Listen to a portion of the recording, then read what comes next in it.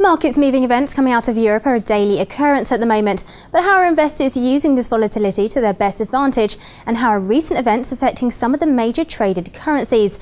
Today's guest is Claude-Henri Chavanon, the Chief Investment Officer of the National Bank of Abu Dhabi in Switzerland.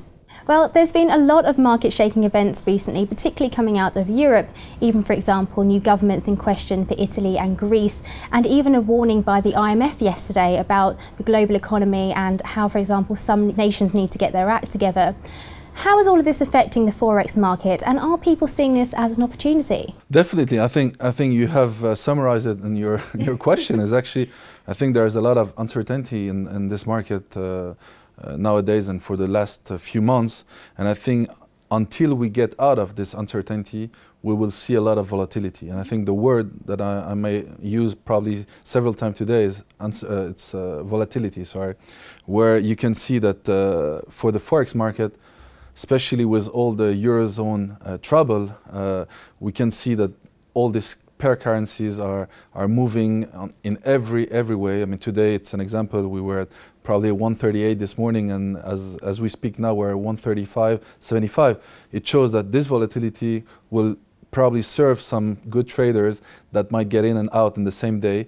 But again, it's a market where people has to be careful how they trade. Of course. Well, let's talk about some of the major traded currencies. How has this changed some of their outlooks, mid-term and short-term outlooks? I haven't seen a lot of outlook, this last few months. People are very careful on what they put, because every time you look at a survey and you see that the outlook for one of these pairs is that number, you might turn the next day and you already reached the number they've put in the paper. So actually, you have to be very careful on that.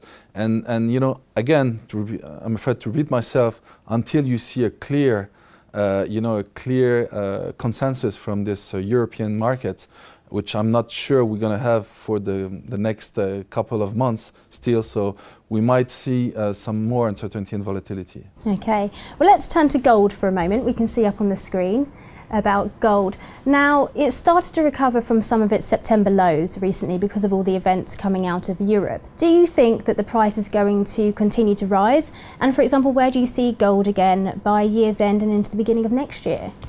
Okay, gold is a very good one. I mean, it's a very good example. Mm-hmm. Gold has always been seen as a safe haven, okay, for a lot of investors.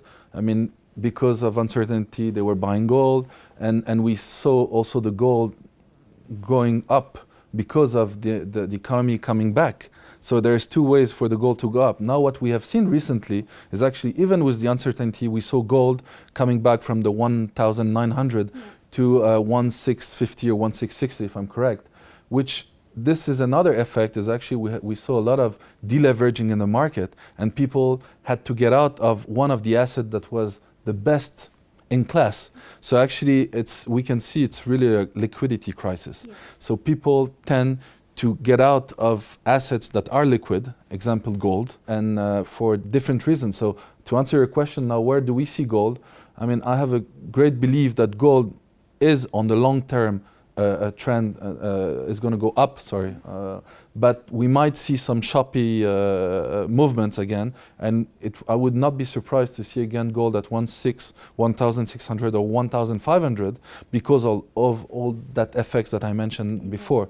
By end of year, we might see probably a stabilization around the 1,800, but I'm sure probably we're already there today. I don't know, it's maybe 1,780. Yeah, of course, because it reached there at some point yesterday and then dropped again. So you're right, it's going to be choppy and changey. It is going to be, but I think again on the long term it's a nice trend. But again, on a technical point, I mean, it's hard to be sure where we are going to be. Again, uncertainty.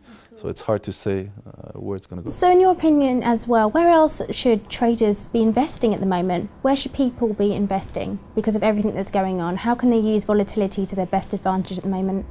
Again, to move a bit away from the FX, I think the FX is probably an interesting asset class. Now we are talking about asset class with the FX, which was not the case a few years ago.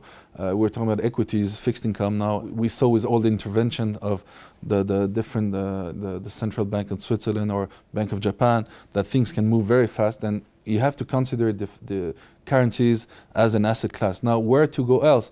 I think I come probably from a region, the GCC and Abu Dhabi, the UAE, and I think this is a region where we have seen a lot of new issues, for example, new issues, bond issues, that were yielding quite interestingly. So I think there are some other places where you can put some of your money, but again, I think today the key message is to be staying in very liquid assets. So I think this is one important message I would give, is keep your money in liquid assets.